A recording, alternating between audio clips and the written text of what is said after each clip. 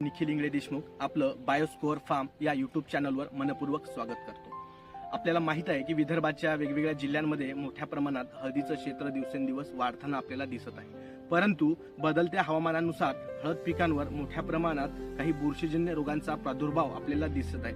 बघत असाल की कशा पद्धतीनं या हळदीवर हा रोग आलेला आहे. त्यामुळे हे संपूर्ण पानं हे वाळताना दिसत आहेत. कुठे ठिपके ठिपके पडलेले आहेत.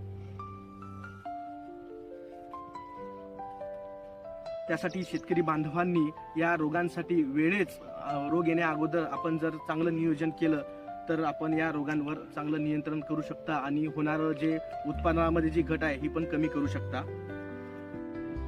हळद पिकांवर प्रामुख्यानं लीफ ब्लॉच नावाचा रोग येतो, जो टॅफ्रिना मॅक्युलन्स नावाच्या बुरशीमुळे येतो, ज्यामध्ये पानांवर बारीक बारीक ठिपके पडतात. संपूर्ण पान हे करपल्यासारखं दिसतं.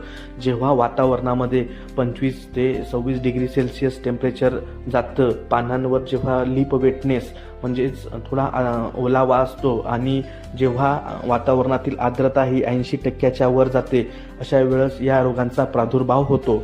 नंतरचा जो रोग आहे तो लीफ स्पॉट. यामध्ये कोलोटोटिकम कॅप्सिसी नावाच्या बुरशीचे पानांवर ठिपके दिसतात. हे ठिपके खूप मोठाले असतात आणि त्यामध्ये पूर्ण पान हे करपते.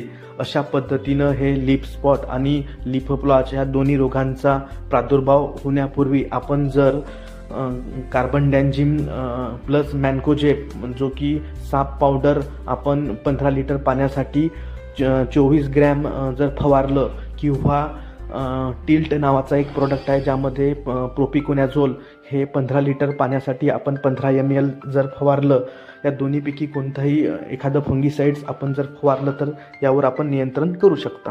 धन्यवाद.